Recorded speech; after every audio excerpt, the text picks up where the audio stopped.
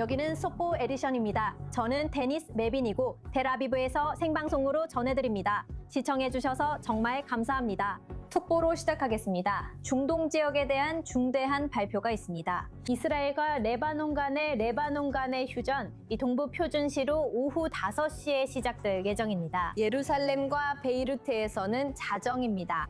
도널드 트럼프 대통령은 자신의 소셜 네트워크를 통해 레바논 대통령 조셉 아운과 이스라엘 총리 벤자민 네타냐후와 모두 통화했다고 밝히며 두 정상 모두를 백악관에 초대할 것이라고 말했습니다. 미국은 이번 주 워싱턴에서 이스라엘과 레바논 대사들이 역사적인 대면 회동을 가진 이후 30여 년 만에 첫 직접 대화의 모멘텀을 이어가고자 하고 있습니다.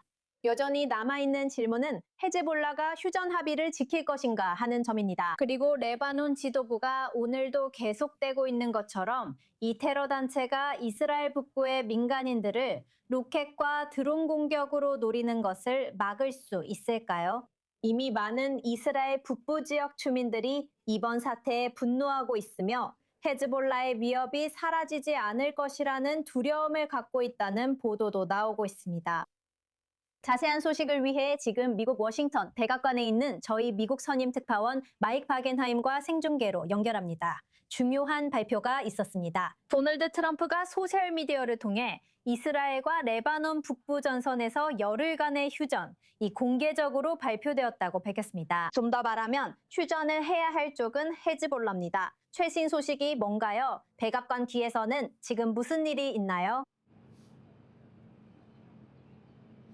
네, 아직 공식 확인은 없습니다. 하지만 레바논 대통령 조셉 아운이 이 일을 추진하지는 않았을 것이라고 추정할 수밖에 없습니다. 어떤 종류의 보장이라고까지는 할 수 없지만 적어도 헤즈볼라와의 소통이 있었기 때문에 이런 일이 최소한 선제적으로 무너지지 않도록 하겠다는 의사가 있었을 것이라고 생각합니다. 초기 단계에서 헤즈볼라가 평화의 장애물이 되어 왔지만 그들도 휴전을 요구해 왔습니다. 이란 역시 휴전을 요구해 왔습니다. 물리적으로 생각해 보면 헤즈볼라도 몇 가지 조건이 충족된다면 이곳에서 휴전이라는 아이디어에 관심을 가질 수밖에 없을 것입니다.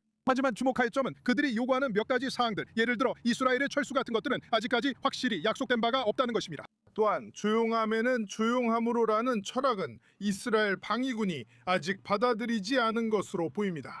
하지만 이는 여러 당사자와 네타냐후 총리에게도 승리로 여겨집니다. 그는 또 한 번 초대를 받았습니다. 레바논 대통령이 온다면 아브라함 협정식의 외교적 리더십을 보여줄 기회가 됩니다. 그는 백악관 초청과 휴전도 얻을 수 있어 승리입니다. 헤즈볼라와 이란도 승리입니다. 휴전을 얻었기 때문입니다. 물론 도널드 트럼프도 상황을 통제할 수 있어 승리입니다. 네타냐후는 분명히 우파로부터 비난을 받을 것입니다. 내각은 사전에 통보받지 못했고 승인도 하지 않은 것으로 보입니다. 하지만 그럼에도 불구하고 이것이 모두가 원했던 것, 적어도 현 시점에서 모두가 원했던 다음 단계인 것 같습니다. 하지만 다시 말하지만 헤즈볼라는 정말 예측할 수 없습니다. 그리고 분명히 그들이 어떤 계약서에 서명한다고 해도 그 서명은 애초에 아무런 가치가 없습니다. 휴전이 발효되기까지 이제 몇 시간 남지 않았습니다. 우리는 물론 모든 상황이 어떻게 전개될지 지켜보고 있습니다. 마이크, 미국 대통령이 자신이 중단시켰다고 말하는 전쟁들의 목록에 이번 성과도 추가하고 있습니다. 그와 관련해서 미국과 이란 대표단이 파키스탄에서 재개한 회담에 대해 어떤 소식을 전해주실 수 있나요? 그 부분에 대해서는 현재 상황이 어떻게 되어가고 있나요? 바라건대 이것이 이스라엘과 레바논 사이에 오랜 전쟁을 끝내는 계기가 되길 바랍니다. 여기서 맥락을 잘 이해해야 합니다. 지금은 휴전이지만 앞으로 더 나은 결과로 이어지길 희망합니다. 이란 문제에 관해서는 미국 측에서는 이란과의 협상이 레바논과의 협상과는 아무 관련이 없고 서로 연계되어 진행되는 것이 아니라고 계속 주장해 왔습니다. 이번 휴전 역시 마찬가지입니다. 논리적으로 생각해보면 레바논과의 휴전이 이란과의 협상에 새로운 기회를 열어주고 어느 정도 숨통을 피워주는 것은 분명합니다. 이 두 가지를 완전히 분리할 수는 없습니다. 그리고 여전히 이란과의 외교적 접근 가능성은 여전히 열려있고 점차 구체화되고 있습니다. 추가 대면 회담 일정은 아직 정해지지 않았지만 물밑에서는 논의가 계속되고 있습니다. 다시 말해 핵 농축 문제와 호르무즈 해협 문제가 주요 의제입니다. 그 외에도 뒤에서 다루는 사안들이 있습니다. 뚜렷한 돌파구는 없지만 협상은 계속되고 있습니다. 그리고 정말 어쩌면 이스라엘과 레바논 간의 휴전이 이란 문제에 있어서도 약간의 숨통을 틔워주어 더 많은 진전을 이룰 수 있는 여유를 줄지도 모릅니다. 미국 수석특파원 마이크 바게나임이 백악관에서 생중계로 전했습니다. 앞으로 몇 시간 동안 마이크의 추가 보도도 계속됩니다. 감사합니다. 그리고 이번 긴급 속보에 대해 더 자세히 알아보기 위해 스튜디오에 국제문제 분석가 댄 페리 씨를 모시게 되어 기쁩니다. 그는 AP통신의 전 유럽 및 중동 편집장이자 뉴스레터 Ask Questions Later의 저자입니다. 그리고 중동 수석 특파원 아리엘 우사란도 함께합니다. 두 분 모두 정말 감사합니다. 이스라엘과 레바논 간의 휴전, 이 몇 시간 후 현지 시각 자정에 시작됩니다. 정확히 말하면 이스라엘과 헤즈볼라 간 휴전입니다. 아리엘, 이 순간이 이 지역에 어떤 의미인지 설명해 주세요. 네, 이것은 무엇보다도 마이크가 설명한 것처럼 이것은 이스라엘과의 외교적 길을 열려고 하면서 상반된 긴장감을 조율하려는 레바논 지도부에게 매우 중요한 승리입니다. 아운 대통령은 휴전이 정상화를 위한 어떤 협상에도 전제 조건이 될 것임을 거듭 강조했습니다. 이스라엘과 레바논 사이의 대화, 아니 평화 협상이라고까지 할지는 모르겠지만 어디까지나 비유적인 표현입니다. 그래서 그가 이스라엘과 추진하고 있는 이 길이 결코 이익이 없는 것이 아님을 레바논 국민들에게 보여주는 것이 그에게 매우 중요합니다. 휴전국과 같은 이익이 있다는 것입니다. 이제 헤즈볼라가 뭐라고 말하고 있냐면 그들은 최근 몇 주 동안 대사관에 사실상 갇혀있던 베이루트 주재 이란 대사로부터 통보를 받았습니다. 그가 나라를 떠나라는 통보를 받은 후였습니다. 하지만 그는 그 지시에 따르지 않았습니다. 그래서 그는 헤즈볼라에 미리 이 발표가 있을 것이라고 알렸고 헤즈볼라가 현장에서 이스라엘의 움직임을 주시할 것이라고 전했습니다. 하지만 우리는 이것을 맥락에서 봐야 합니다. 우선 이것이 전쟁의 완전한 종식이 아니라는 점입니다. 이것은 휴전입니다. 제 판단으로는 이것이 휴전이 될 것 같습니다. 3월까지 15개월 동안 유지되었던 것과 비슷할 것입니다. 그 기간 동안 이스라엘은 헤즈볼라가 남부 레바논에서 재정비하려는 시도를 계속해서 저지했습니다. 그리고 헤즈볼라는 이스라엘을 공격하지 않았습니다. 분명히 이번에는 베이루트에 대한 공격은 포함되지 않을 것입니다. 베이루트 공격은 대외적 이미지나 레바논 정부에 대한 압박 측면에서 더 높은 수준으로 간주되기 때문입니다. 그리고 마이크가 설명한 것과 비슷하게 이것은 미국과 이란 사이의 어떤 합의에 도달하려는 지속적인 노력과 분리해서 볼 수 없습니다. 이것이 두 휴전 사이에 연관성이 있다는 의미는 아닙니다. 하지만 이것은 미국이 이란에 보내는 일종의 제스처일 수 있습니다. 좋아. 너희가 레바논에서 휴전을 원했지. 이제 휴전이 이루어졌어. 라는 것을 보여주기 위한 것입니다. 이제 앞으로 나아가서 합의에 도달하려고 해봅시다. 이것이 바로 상황의 더 넓은 맥락입니다. 또한 시스터 히브리 채널의 가이 이스라엘이 한 고위 이스라엘 관리를 인용해 이스라엘군이 그 자리에 남아있을 것이며 철수는 없을 것이라고 말하고 있다는 점도 말씀드리겠습니다. 그래서 그들은 남부 레바논에서 이 확장된 완충지대를 계속 유지할 것입니다. 그리고 미국과의 공조가 있다고 합니다. 이스라엘은 임박하거나 새롭게 나타나는 모든 위협에 대해 조치를 취할 것이며 이는 이전 휴전 때 이스라엘이 유지했던 방식과 동일하다고 합니다.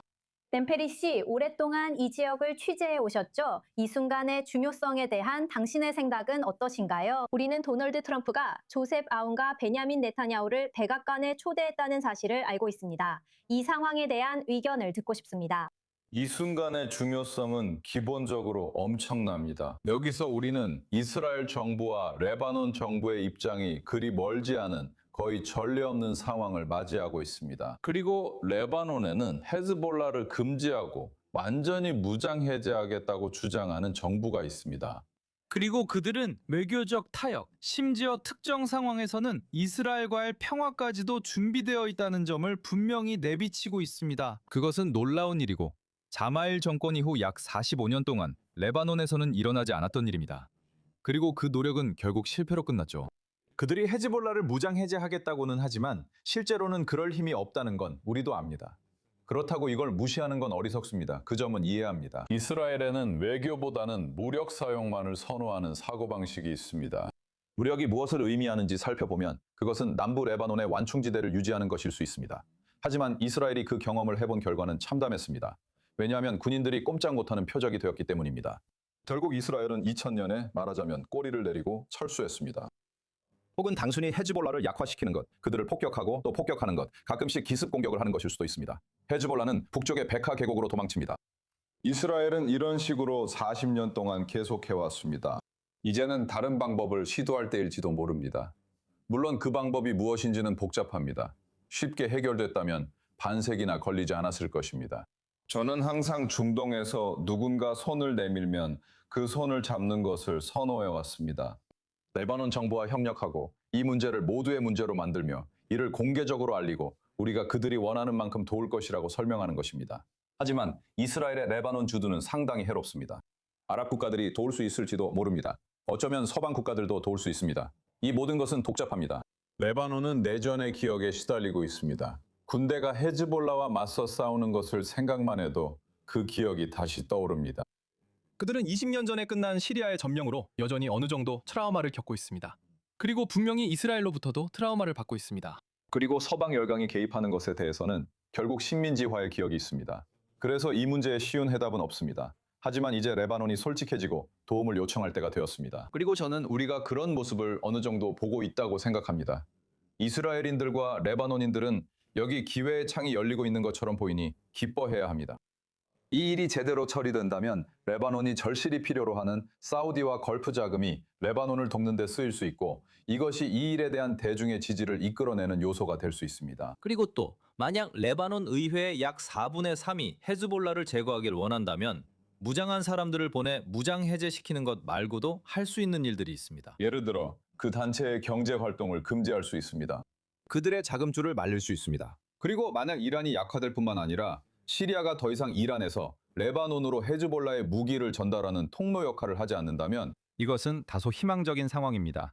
마지막으로 놀랍게도 이스라엘 내부에서는 이 문제에 대한 정치적 논쟁이 없습니다. 제가 아는 모든 사람들이 정부를 지지하고 있으며 이로부터 좋은 결과가 나오기를 바라고 있습니다. 곧 그 부분을 더 깊이 살펴보겠습니다. 여러분 잠시만 기다려주세요. 지금은 헤즈볼라 위협에 대해 이야기하고 있습니다. 실제로 현장에서 어떤 일이 일어나고 있는지 살펴보겠습니다. 이스라엘 방위군 병력은 레바논 남부의 헤즈볼라 거점에서 작전을 펼치며 민간 건물 안에서 무기를 발견하고 테러 조직의 기반 시설을 해체하고 있습니다. 이스라엘 방위군은 70곳이 넘는 헤즈볼라 시설이 공습으로 파괴되었다고 밝혔습니다. 또한 테러 조직이 남부 레바논으로 무기를 옮기는 데 사용하던 마지막 다리도 완전히 파괴됐다는 보도도 있습니다. 현장에 있는 특파원 발릭 사딘을 연결하겠습니다. 그는 현재 이스라엘 북부에 있습니다. 발릭, 현지 시각 자정에 열흘간의 휴전이 시작될 예정입니다. 헤즈볼라가 어떻게 대응할지 지켜보겠습니다. 오늘 일찍 키리아 슈모나에서 로켓이 떨어졌다고 들었습니다. 최신 소식은 어떤가요? 공유해 주실 내용이 있나요?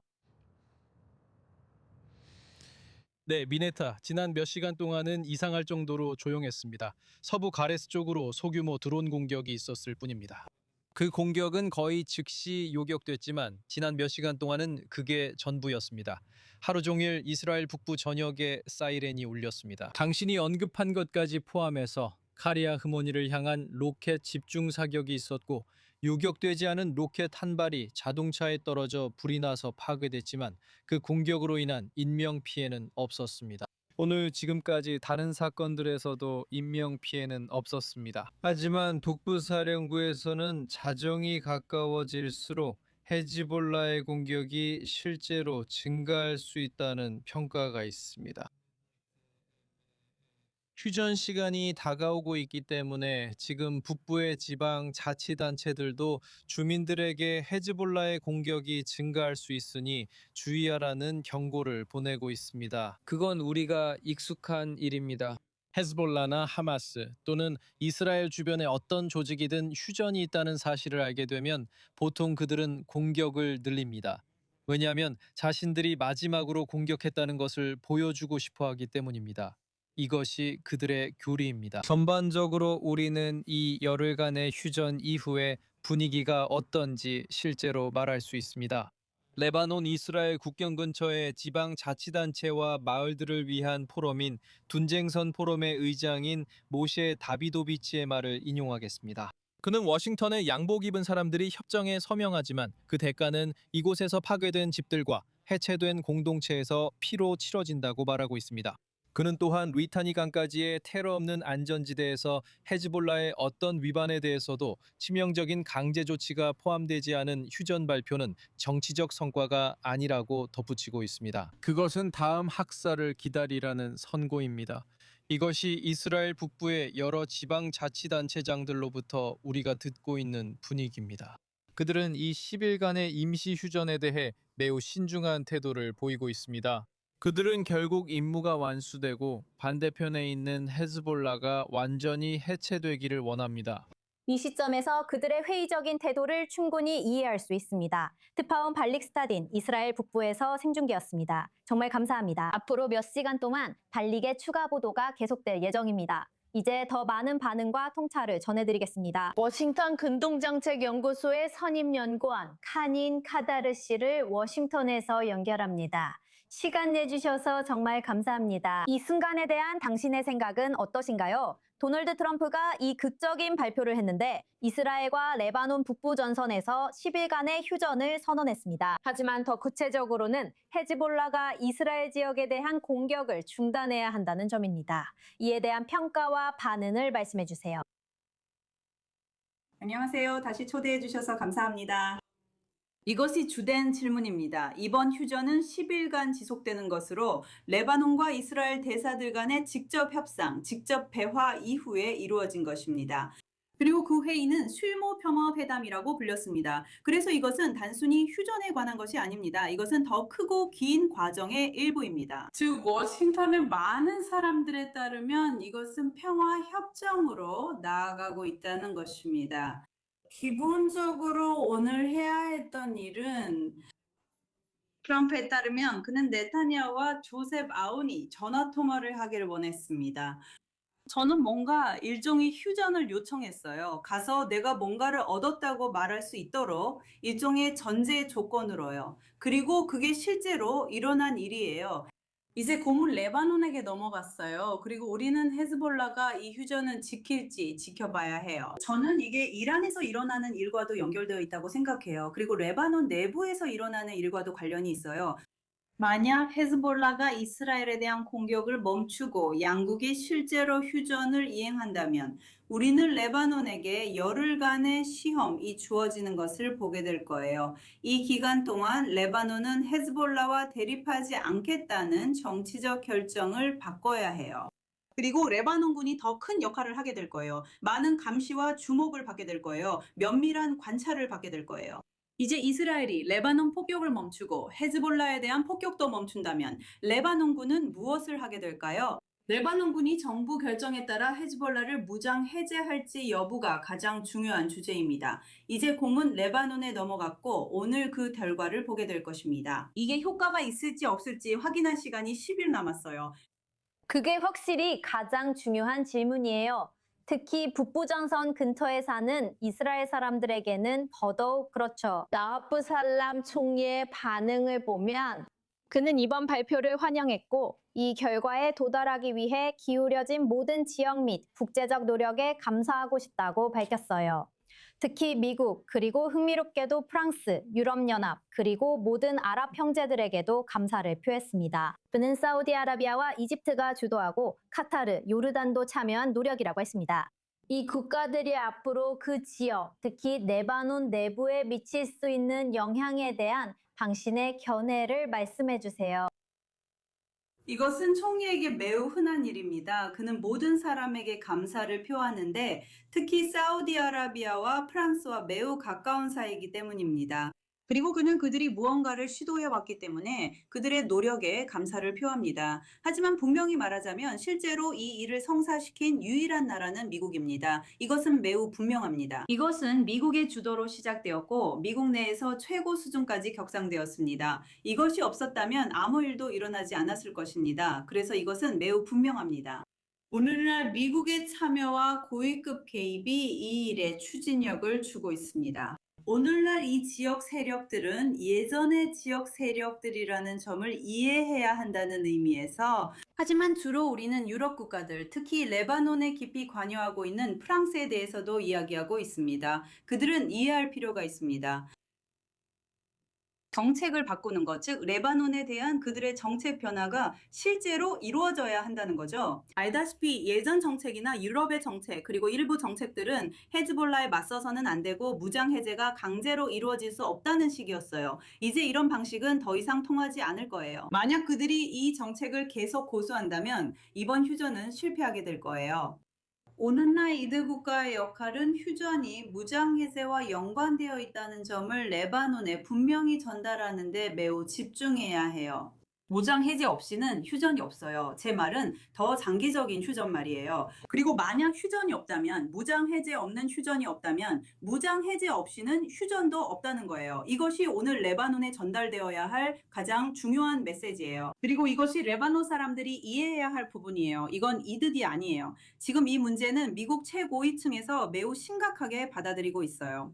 그리고 이것은 모든 나라가 매우 진지하게 받아들여야 할 기회예요. 그래서 레바논의 정책과 레바논 군의 역할도 그렇게 바뀌어야 해요. 그리고 살람이 언급한 지역 국가들도 그 점에서 큰 역할을 해야 해요. 앞으로 이 여러 나라들이 어떻게 도움을 줄 수 있을지 지켜보는 것이 흥미로울 거예요. 카닌 카다르 워싱턴에서 생방송으로 함께 해주셔서 정말 감사합니다. 소중한 시간 내주셔서 감사하고 통찰력 있는 의견도 고마워요. 감사합니다. 초대해 주셔서 감사합니다.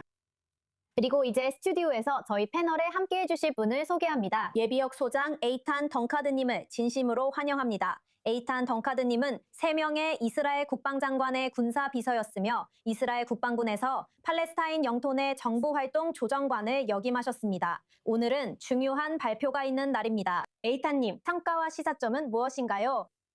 우선 기본적인 평가로 이란과 미국 그리고 물론 이스라엘 간의 휴전은 예상된 것이었습니다. 그리고 레바논이 지금처럼 이 패키지에 포함될 것이라는 점도 예상된 바였습니다. 하지만 처음부터 지금까지 이어진 이 과정은 정책적인 측면에서 이스라엘 정부의 실패라고 생각하며 무엇보다도 베냐민 네타냐후의 실패라고 봅니다. 왜냐하면 한편으로는 우리가 레바논과 이란을 분리시켰을 때는 그것이 하나의 성과였기 때문입니다. 그것은 알다시피 2주 동안 벌어진 일들 중에서 한 주 동안의 일이었습니다.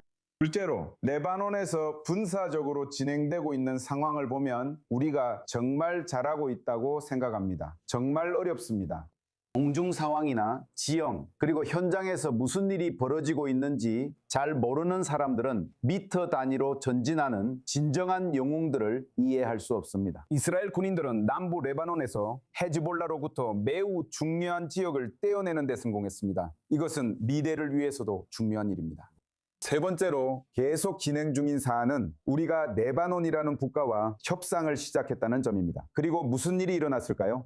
오늘 레바논 대통령은 짧은 일정에 따라 전화 통화를 했습니다. 이것이 바로 제가 트럼프와 관련해서 말하는 정책의 큰 손실입니다. 그 후 아주 짧은 시간 만에 휴전 메시지를 받게 됩니다. 양측 간의 여러 사안과 논의에 대해 받아들일 수 있고 논리적일 수 있습니다. 우리는 휴전이 있든 없든 이 정책이 목표에 도달할 수 있도록 이 만남의 기회를 주기 위해 이스라엘 군대를 관리할 수 있습니다. 하지만 실패란 무엇일까요? 그것은 내부적인 실패입니다. 왜냐하면 여러분은 민간인이나 군대에게 방금 전처럼 메시지를 전달할 수 없기 때문입니다.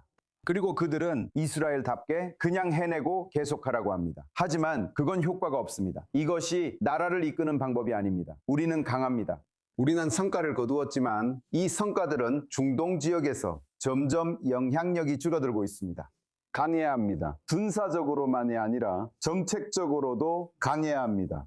우리는 이란이 이 지점에 도달함으로써 큰 성과를 거두었다고 말하도록 내버려 둘 수 없습니다. 그리고 헤즈볼라도 마찬가지입니다. 그리고 저는 이런 종류의 휴전에 대해 많은 의문점이 있다고 생각합니다. 그리고 이제 가장 큰 의문이 시작되었습니다. 만약 헤즈볼라가 이스라엘을 향해 공격을 개시한다면 이스라엘 공군은 오직 레바논만을 타격해야 합니다. 계속 함께해 주세요. 아주 짧은 휴식 후에 바로 그 부분을 자세히 알아보겠습니다. 여러분, 현장에서 일어나고 있는 일들과 외교적인 측면에 대해서도 더 많은 이야기를 나눌 예정입니다. 계속 함께해 주세요. 단 2분 후에 속보 특집으로 다시 돌아오겠습니다.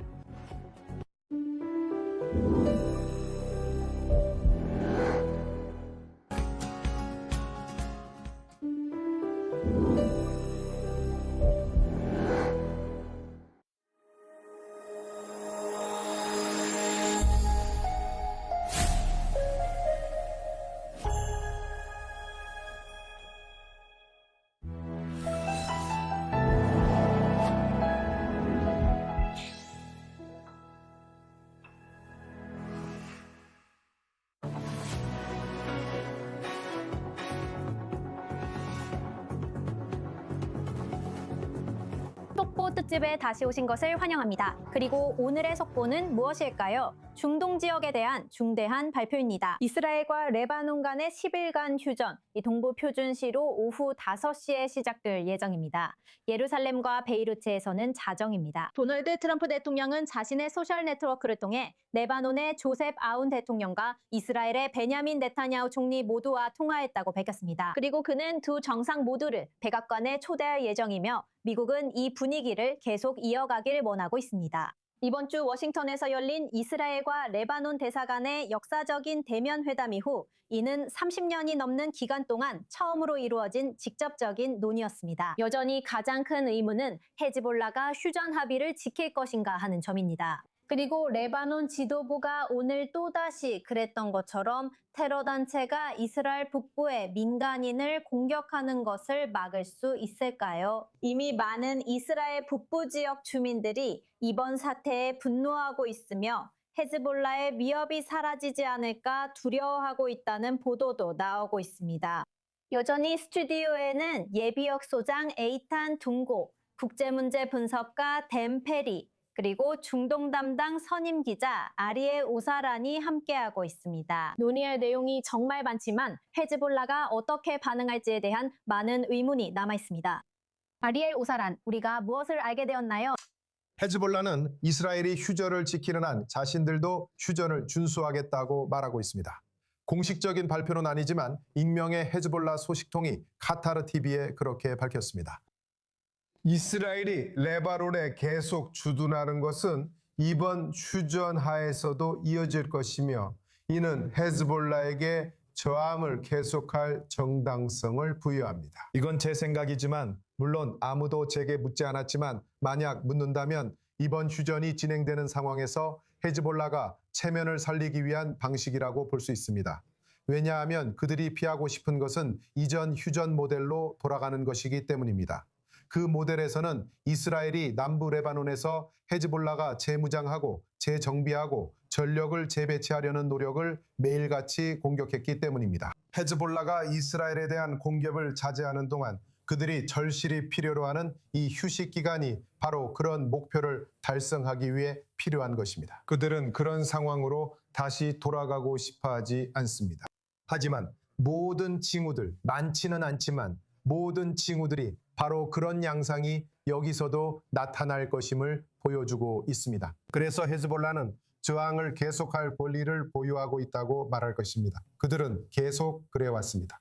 2024년 11월부터 15개월간의 휴전 기간 동안 그리고 3월 2일 이스라엘에 대한 공격을 제기할 때까지 그들은 그렇게 말해왔습니다. 그들은 그 입장을 유지했지만 조용히 있었고 이스라엘을 겨냥하지 않았습니다. 그 기간 동안 그들이 한 일은 이스라엘과 최근 몇 주 동안처럼 교전할 수 있도록 자신들의 역량을 재건한 것이었습니다. 그래서 이스라엘에게는 시험에게 들 것입니다. 어떻게 하면 헤즈볼라에 대한 레드라인을 계속 지키면서도 미국과의 휴전 및 협상 노력을 방해하지 않는 그 균형을 유지할 수 있을까요? 그리고 이란도 있습니다. 그동안 북부 이스라엘 주민들은 분노하고 있으며 헤즈볼라의 완전한 무장 해제가 없는 어떤 휴전도 항복이라고 말하고 있습니다. 그리고 북부 이스라엘의 지방자치단체장들과 지역의회 대표들도 휴전 직전 몇 시간 동안 헤즈볼라의 공격이 증가할 가능성이 높아지고 있다고 경고하고 있습니다. 그리고 우리가 알다시피 헤즈볼라도 같은 일이 일어났고 이란, 하마스와도 마찬가지였습니다. 그들도 휴전 이후에 공격을 감행하기 위해 시간을 벌려고 하며 이스라엘 후방이 경계를 늦출 것이라고 기대하고 있습니다. 그래서 이스라엘인들, 특히 북부 이스라엘뿐만 아니라 헤즈볼라의 미사일과 로켓이 도달할 수 있는 중부 이스라엘 지역까지도 경계를 늦추지 않고 지침을 준수하는 것이 매우 중요합니다. 그리고 당연히 경보가 울릴 때마다 대피소로 이동해야 합니다. 지금 북부 지역 공동체들의 반응이 어떤지 더 자세히 살펴보겠습니다. 하지만 단시 외교적인 측면에 대해 여쭤보고 싶어요. 방송 초반에 레바논 총리의 반응에 대해 이야기했었죠. 그가 감사 인사를 전하고 싶다고 언급한 여러 나라들에 대해 이야기했는데 미국, 프랑스, 유럽연합, 그리고 사우디아라비아, 이집트, 카타르, 요르단 등이 포함되어 있었어요. 그리고 이 나라들이 실제로 이처럼 불안정한 지역에서 어떤 영향을 미칠 수 있을지에 대한 당신의 생각은 어떤가요? 확실히 상당하다고 생각합니다. 우리는 큰 난제를 안고 있으며 40년 넘게 헤즈볼라를 제거하지 못했습니다. 이는 이스라엘의 문제가 아닙니다. 이 지역 전체의 문제이고 분명 레바논의 문제입니다. 그리고 이스라엘이 이 문제를 해결하는 데 독점권을 가지려고 하지 않는 것이 더 현명하다고 생각합니다. 특히 여러 번 실패했기 때문에 더욱 그렇습니다. 해결에 이르지 못한 소규모 전쟁과 북지전만 해도 반다스쯤 열거할 수 있습니다. 그러니까 물론 만약 아랍연맹 전체와 당신이 언급한 모든 국가들이 하나로 뭉쳐서 헤즈볼라의 금융활동을 방해하고 헤즈볼라에게 어떤 정당성도 완전히 박탈하는 등 생각할 수 있는 모든 조치를 취한다면 그것은 엄청나게 도움이 될 것입니다. 다시 말씀드리지만 레바논 군대가 헤즈볼라보다 약한 상황을 바꾸기 위해 실제로 군대 파병도 고려할 수 있습니다. 여기에는 상당한 공공 외교와 영리함이 필요할 것입니다. 그리고 슬프게도 이스라엘 정부는 그런 능력이 없는 것처럼 보인다고 말씀드릴 수밖에 없습니다. 제가 국제 TV에 여러 번 출연하거나 다양한 포럼에서 강연을 할 때마다 이스라엘이 국경을 확장하려 한다는 이야기가 이미 굳어졌다는 말을 자주 듣습니다. 이스라엘이 남부 레바논 완충지대를 언급하는 이유지만 저는 이게 말도 안 된다고 생각합니다. 정부에 대한 냉소는 이해하지만 이번 일은 그들 잘못이 아닙니다. 남부 레바논의 완충지대 구상은 헤즈볼라가 이스라엘의 마을에서 100m 떨어진 곳에 진을 치는 것을 막기 위한 것으로 어느 나라든지 하고 싶어 할 일입니다. 그런데 왜 이스라엘의 말도 잘하고 유창한 총리가 기자회견을 열겠다는 의지를 내보이지 않는 걸까요? 그리고 전 세계 언론을 초청하지 않는 걸까요? 그리고 이스라엘이 레바논에 대해 영토적 야망이 없으며 그 어떤 방식으로도 영구적인 점령 의도가 없다고 선언하지 않는 걸까요? 헤즈볼라만 사라진다면 우리는 단 2초 만에 떠날 것입니다.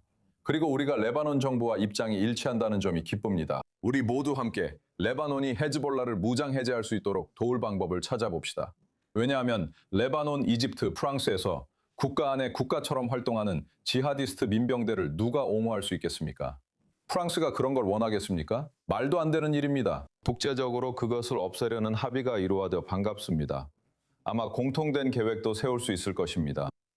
참고로 사람들이 기억해야 할 중요한 점은 10월 8일에 헤즈볼라가 하마스와 연대하기로 결정해서 전쟁에 참여했다는 것입니다. 그리고 지금 이 순간, 그로부터 2년 반이 지난 시점입니다. 그리고 오늘도 다시 한번 남부 레바논에 있는 헤즈볼라가 이 나라의 민간 지역을 향해 로켓과 드론을 발사했습니다. 이스라엘은 자국 시민들을 보호해야 합니다. 에탄장, 당신의 생각을 듣고 싶어요. 아주 명확하게 그리고 아주 짧게 말씀드리겠습니다. 우리가 지키고 있는 이 지역은 특히 이스라엘 북부에 거주하는 사람들의 안전을 위해서 그리고 나라의 안보를 위해서 꼭 필요합니다. 저는 우리가 매일 밤 대가를 치르고 있는 상황에서 왜 이것이 필요한지 누구에게도 설명할 필요가 없다고 생각합니다. 이란과 미국, 이스라엘 사이에 전쟁이 시작되고 헤즈볼라가 참전을 선언한 이후로 사람들은 이미 한 달째 잠을 제대로 자지 못하고 있습니다. 그리고 그것은 레바논과 헤즈볼라와 합의된 휴전 이후로 대략 8개월 정도 지난 시점이었지만 그에 대해 아무런 조치도 취해지지 않았습니다. 그래서 이것은 지리적으로도 필요하고 반드시 유지해야 하는 일입니다. 두 가지 조건, 즉 레바논과의 평화나 합의, 그리고 더 명확히 말하면 헤즈볼라의 무장 해제가 이루어질 때까지 말입니다. 이것이 한 가지입니다. 레바논은 다시 돌아갈 수 없습니다. 그리고 정말로 말씀드리자면 저는 그것을 바라기도 합니다. 휴전 기간 동안 이스라엘은 국경에 매우 가까운 일부 마을의 인프라와 주택을 계속해서 파괴하고 있습니다. 왜냐하면 우리가 이 지역에서 3번 철수했고 그때마다 그 마을들은 즉시 곧바로 헤즈볼라가 이스라엘 민간인들을 겨냥하는 전초기지가 되었고 그들에 의해 살해되거나 목숨을 잃거나 다친 민간인들이 있었습니다. 그래서 우리는 그곳에서 임무를 완수해야 합니다. 레바논 총리의 숙명과 관련된 국가들에 대한 질문에 대해 1분만 시간을 주신다면 저는 그 국가들을 구분해서 말씀드려야 합니다.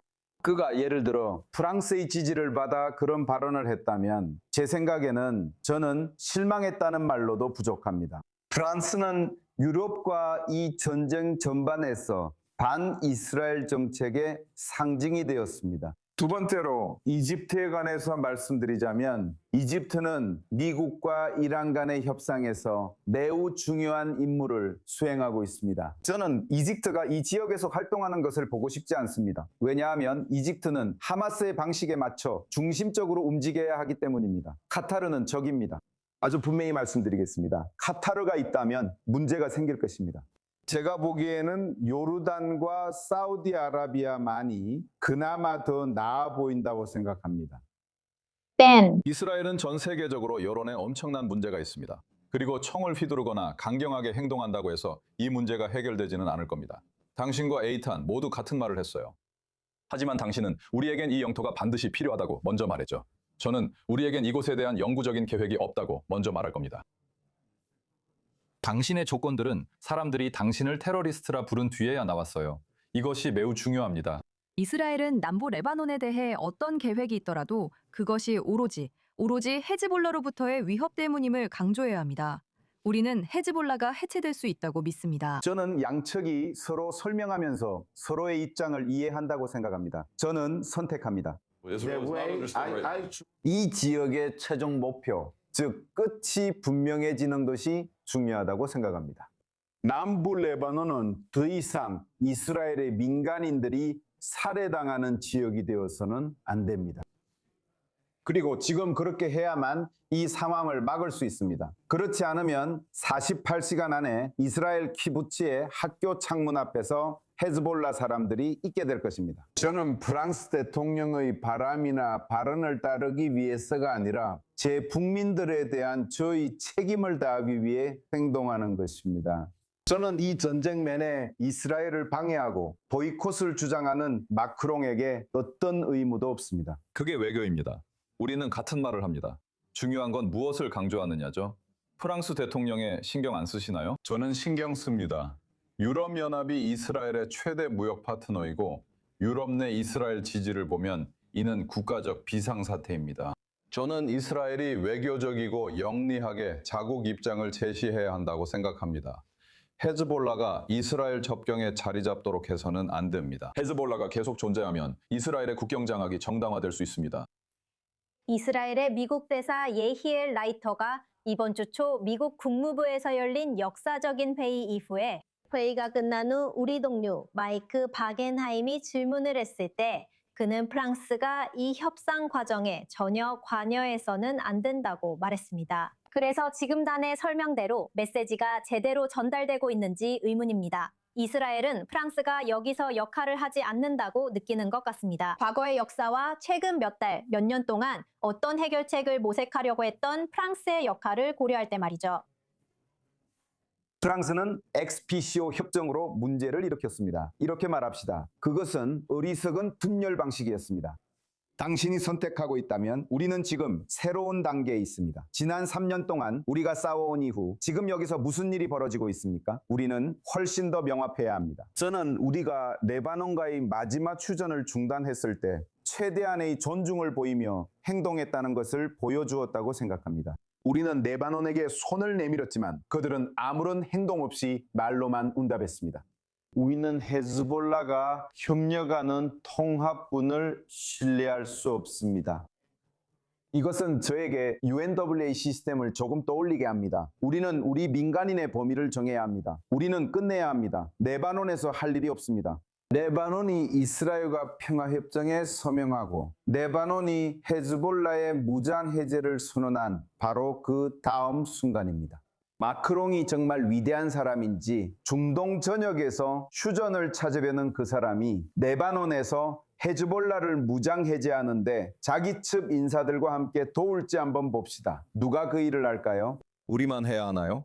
저도 동의하지만 유럽연합이나 그들이 갖추고 있는 군사력, 어쩌면 나토도 함께 해야 하지 않을까요? 프랑스가 레바논이 필요한 조치를 취하고 필요한 용기를 가질 수 있도록 적극적으로 참여하게 하는 것은 외교적이지 않은 외교관들의 호전성으로는 이루어질 수 없다고 생각합니다. 그들은 관여해야 합니다. 기본적으로 우리 가까이에 있는 국경선 쪽에 한 가지 변수를 잊지 마세요. 터키가 확장되면서 터키가 시리아를 통해 이스라엘 북동부에 두 번째 이란처럼 개입하게 될지, 그리고 그들의 시선이 레바논에도 향하고 있다는 점을 잊지 마세요. 그래서 이 문제는 매우 민감하고 이런 시기에는 한편으로는 협상에 나서야 한다는데 저도 동의합니다. 둘째로 계속 강인함을 유지해야 하고 그래야 당신이 이해받을 수 있습니다. 0 아니면 1입니다. 아리엘 에스란 어떻게 생각하시나요? 네, 당연하죠. 터키가 그 지역에 개입하려는 우려를 이해합니다. 이란의 입지가 약해지면서 남은 것들을 모두 챙기려는 거죠. 시리아에서 그런 모습을 볼 수 있지만 특히 레바논에 대해서는 프랑스나 다른 유럽 국가들이 레바논에 대해 보여준 매우 비생산적인 영향과는 달리 그런 모습을 봐왔습니다. 우리는 걸프 국가들, 특히 사우디아라비아에서 매우 조직적인 노력이 이루어지고 있음을 보고 있습니다. 이 부분은 앞서 언급하셨죠. 그들은 이곳에서 물밑에서 매우 활발하게 활동해 왔습니다.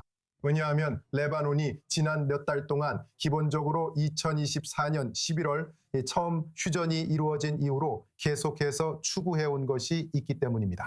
레바논은 레바논 재건을 위한 자금을 마련하기 위해 걸프 국가들로부터 투자를 유치하려고 해왔습니다. 하지만 걸프 국가들, 사우디아라비아와 아랍에미리트는 헤즈볼라가 무장 해제되기 전까지는 재건이 없을 것이라고 말했습니다. 그래서 우리가 여기서 보고 있는 것은 워싱턴과 리야드가 일종의 공조를 하고 있다는 점입니다.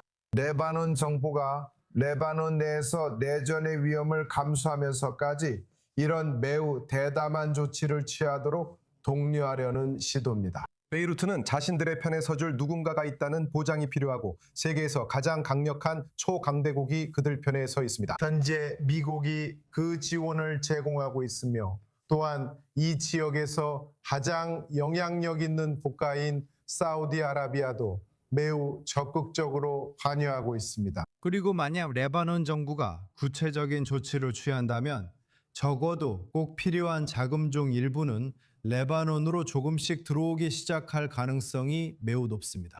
그리고 이것은 레바논 지도부가 이러한 압박에 대응하는 데에도 도움이 될 것입니다. 헤즈볼라가 주도권을 잡았을 때 레바논에 가져온 것은 죽음과 파괴뿐이었다고 헤즈볼라가 말함으로써 그렇습니다. 그리고 우리가 여기서 이 반대의 길을 시도할 때 우리는 레바논이 다시 일어설 수 있도록 도우려는 국제연대를 볼 수 있습니다. 이것은 매우 중요합니다. 사우디아라비아의 개입에 관해서는 우리는 아직 레바논에서의 사우디 개입은 아직 시작도 하지 않았다고 봐야 합니다. 수십 년 만에 처음으로 주권과 전쟁과 평화에 대한 결정을 되찾으려는 이 새로운 활력을 되찾은 지도부와 관련해서 말씀드리자면 아리엘 씨가 말씀하신 내용에서 다시 돌아가서 지금 이 지역 전체에서 가장 중요한 또 다른 휴전에 대해 이야기하고 싶습니다. 그리고 그것은 파키스탄에서 미국과 이란 대표단 간의 회담이 재개될 예정이라는 사실입니다. 그리고 최근 몇 시간 동안 북부장선에서 벌어진 일들 때문에 이 문제가 지금은 약간 뒷순위로 밀려난 상황입니다. 하지만 로이터 통신은 그들의 목표를 축소하고 있다고 보도했습니다. 그리고 댐 페리, 이 협상이 재개될 가능성이 높다는 사실에 대해 어떻게 생각하시는지, 그리고 지금의 최종 목표가 무엇이라고 보시는지 궁금합니다. 일주일 전 이슬람아바드에서 21시간 동안 해결하지 못했던 문제들이 2차 협상에서는 어떻게 달라질 수 있을까요? 두 차례 협상의 차이점은 2차 협상은 1차 협상이 아니라는 점이고 이란인들과의 협상은 결코 1차에서 해결되지 않는다는 것입니다. 1차 협상에서 미국은 이스라엘이 좋아할 만한 조건, 그리고 정권을 지지하지 않는 합리적인 사람이라면 누구나 좋아할 만한 조건을 제시했습니다. 하지만 그건 정권 입장에서는 항복 조건이었습니다. 그리고 그 조건에는 핵 문제뿐만 아니라 헤즈볼라와 같은 민병대에 대한 지원 중단도 포함되어 있었습니다. 그 조건을 완화하면 남아있는 정권이 이를 받아들일 가능성이 높아집니다. 그리고 무엇이 더 나은 아이디어인지는 분명하지 않습니다. 왜냐하면 우리 모두가, 그리고 대부분의 이란인들 역시 확실히 그 정권이 무너지길 원한다고 가정하면 그 목표에 더 나은 방법은 이스라엘 사람들이 대피소에서 지내는 동안 앞으로 몇 주간 그들의 현장 능력을 더 약화시키는 것입니다. 그리고 세계 경제가 타격을 받는지 아닌지는 그렇게 명확하지 않습니다. 하지만 이란이 호르무즈 해협을 아야톨라 통행 요소로 만들겠다는 터무니없는 말을 철회하고 또 이란이 그 말을 하기로 동의한다면 제 생각에는 우리가 3.5% 이상 농축하지 않겠다고 하면 그들에게도 농축이 허용될 수 있습니다. 민간에서는 대부분의 NPT 가입국이 허용받고 있어 어느 정도 이해됩니다. 그리고 그 다음 문제는 미국이 자산을 해제하고 동결을 풀며 제재를 끝내서 그 정권의 수명을 더 늘려주는 데 동의할 것인가 하는 점입니다. 그건 정말 끔찍한 일이 될 것이기 때문에 여기에는 좋은 선택지가 없습니다. 저는 첫 주쯤에 있었던 극적인 지도부 제거를 감안해서 아르테시, 그러니까 군대와 혁명 수비대 사이에 분열이 있을 거라고 기대했었습니다. 그리고 이란에서 쿠데타 시도가 일어나는 걸 볼 수 있을 거라고 생각했죠. 하지만 실제로 일어난 일은 제가 두려워하는 건 혁명 수비대가 쿠데타를 일으켰고 지금은 더 이상 예전과 같은 신정체제가 아니라는 겁니다. 이게 어쩌면 좋은 일일 수도 있는 게 이제는 그들이 지하들을 수출하는데 그렇게 신경을 쓰지 않을 수도 있기 때문입니다. 이제는 완전히 범죄 마피아 국가가 되었고 마피아가 경제의 약 3분의 1을 통제합니다. 남은 것은 무엇일까요? 이로 인해 이란 국민들에게 문제가 생길 수 있고 결국 그 나라에서 피비린내 나는 내전이 벌어질 수도 있다고 생각합니다. 이 시점에서 이게 미국의 일이긴 한가요? 1년 전만 해도 모든 이스라엘 사람들이 한 차례 대대적인 타격을 가한 데 대해 매우 기뻐했습니다. 여러 가지 방식으로 이란을 그렇게 심하게 약화시킨 것에 대해 말이죠. 12일 동안요. 지금은 훨씬 더 큰 타격을 입혔지만 이스라엘 사람들은 더 이상 전혀 기뻐하지 않습니다. 왜냐하면 그들은 정권이 무너질 수도 있다는 믿음을 갖게 되었기 때문입니다. 또는 이 미치광이들을 덜 미치광이처럼 행동하게 설득할 수도 있다고 생각하기 때문이죠. 하지만 이 두 가지는 정말 어렵습니다.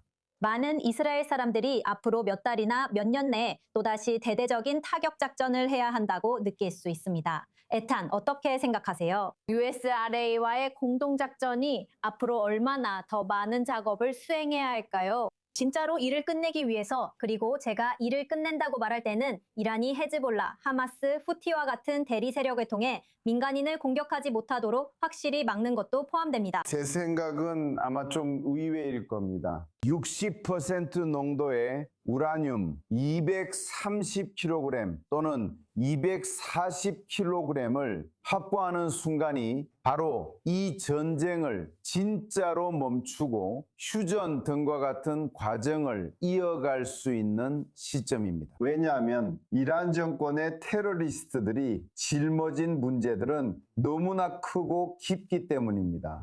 그들은 자국민을 먹여 살리고 인프라를 다시 구축하기 위해 수십억 달러가 필요합니다.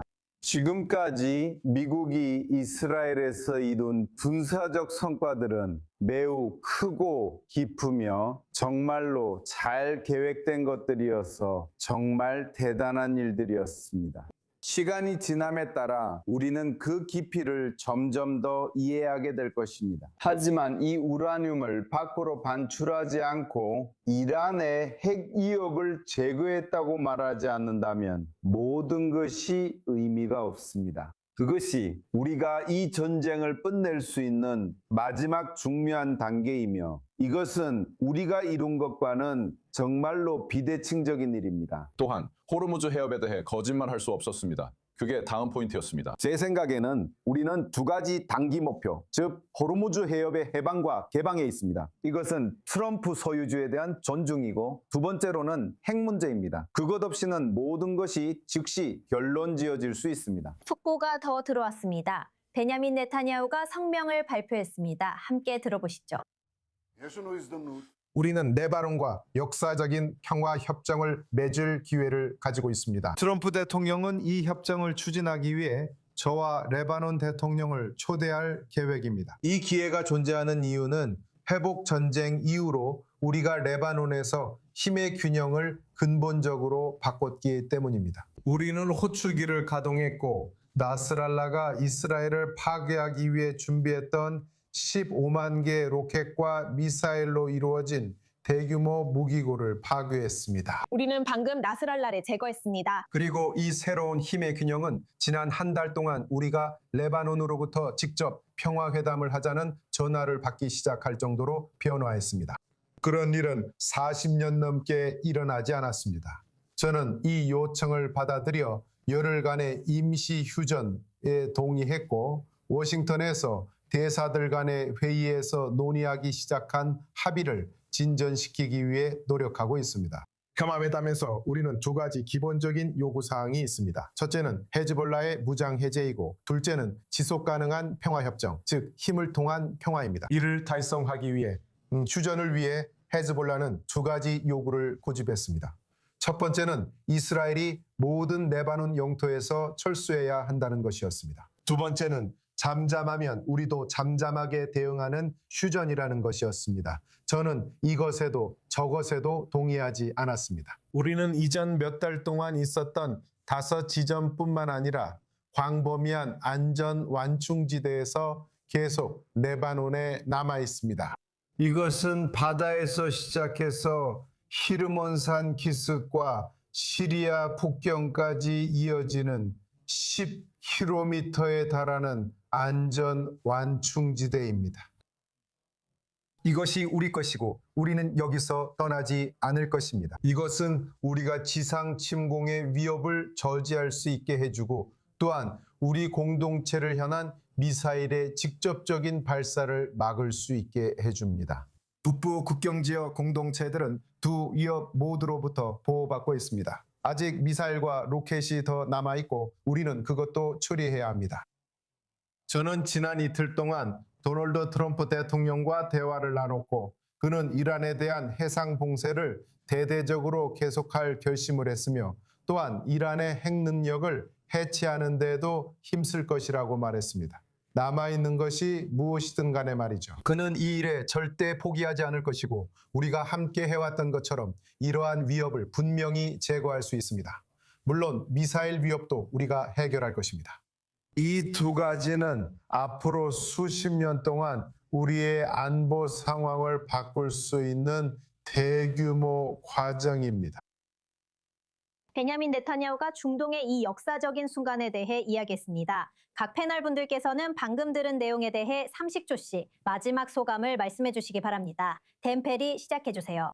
저는 네타냐후가 한 번이라도 화해의 손길을 내밀고 긍정적인 태도를 보인 것에 대해 칭찬하고 싶습니다. 그는 레바논과의 평화를 이룰 역사적 기회가 있다고 말하며 발언을 시작했습니다. 이건 제가 1시간 전에도 말한 내용입니다. 이곳에서 곧 일어날지도 모르는 놀라운 일입니다. 그리고 이스라엘은 그것을 현실로 만들기 위해 할 수 있는 모든 것을 해야 합니다. 기본적으로. 그리고 그가 이란과의 핵 문제가 해결될 수 있기를 바란다고 말할 때, 그리고 그가 희망을 말할 때, 그는 정치적인 이유로 공을 자신에게 돌리고 있는 것입니다. 하지만 헤즈볼라 문제는 레바논 내에서 제한될 수 있고 이스라엘과 레바논 사이에 평화가 구축될 수 있다는 것입니다. 아마도 조셉 아운과의 역사적인 만남 며칠 전일 것입니다. 이는 축하할 일입니다. 많은 사람들에게는 반가운 소식이지만 모두에게 그렇진 않습니다. A찬 둔가드 30초 드리겠습니다. 36초지만 두 가지 요점이 있습니다. 우선 저는 베냐민 네타냐후가 이 연설을 이틀 전에도 지금도 할 수 있었고 1시간 후에는 레바논과의 휴전을 선언할 수도 있다고 생각합니다. 이런 휴전 협정이 어떻게 진행되는지도 모른 채 한 나라가 이를 접하게 되는 건 바람직한 방식이 아닙니다. 이것은 이스라엘 민간인들의 눈에는 좋게 보이지 않습니다. 두 번째로 베냐민 네타냐후는 헤즈볼라에 대해 한마디도 하지 않았습니다. 그리고 이것은 큰 유출입니다. 그리고 그것은 그의 모든 연설에 대한 조건이 되어야 합니다. 그는 우리가 이미 이런 종류의 영토를 점령하는 것에 대한 많은 두려움에서 알고 있는 내용을 강의나 교훈으로 우리에게 전달했습니다. 이것이 처음이 아닙니다. 역사적인 순간에 대해 이야기해 보세요. 저도 동의했습니다. 그는 이스라엘을 향한 로켓 발사를 멈추자고 이야기했지만 헤즈볼라에 대해서는 어디서도 언급하지 않았습니다. 그리고 이것은 문제가 있는 일입니다. 30초입니다. 아리엘 오사란. 네. 10초 안에 말하겠습니다. 기본적으로 여기서 네타냐후 총리가 설명한 것은 기존 휴전 모델과 같습니다. 이스라엘군은 레바논에 남아있고 조용하면은 조용함으로 대응한다는 공식이 없으며 이는 이스라엘이 레바논에서 헤즈볼라를 계속해서 공격할 수 있는 선택권을 유지한다는 뜻입니다. 에이탄에게 답하자면 그는 그렇게 말하지 않았습니다. 그건 사실이고 이상한 일입니다. 하지만 헤즈볼라가 무장 해제되지 않는 한 레바논과 평화 조약은 불가능합니다. 그래서 그것이 모든 것의 절대적인 전제 조건입니다. 그리고 그것은 모든 이스라엘 사람들이 분명히 동의할 것이라고 생각합니다. 댄 테리, 아리엘 오사란, 그리고 예비역 소장님, 에이튼 덩컨 이 지역의 이 위대한 순간에 함께해 주셔서 정말 감사합니다. 잠재적으로 우리는 마감 시한이 다가오는 것을 지켜보고 있습니다. 지금은 여기까지입니다. 특별 방송 시간대를 다시 안내드립니다. 최신 소식을 전할 예정이며 생방송 시간은 화면에서 확인하세요. 텔아비브의 드니즈 레빈이었습니다. 시청해 주셔서 감사합니다. 계속 시청해 주세요. 여기는 i24 News English입니다.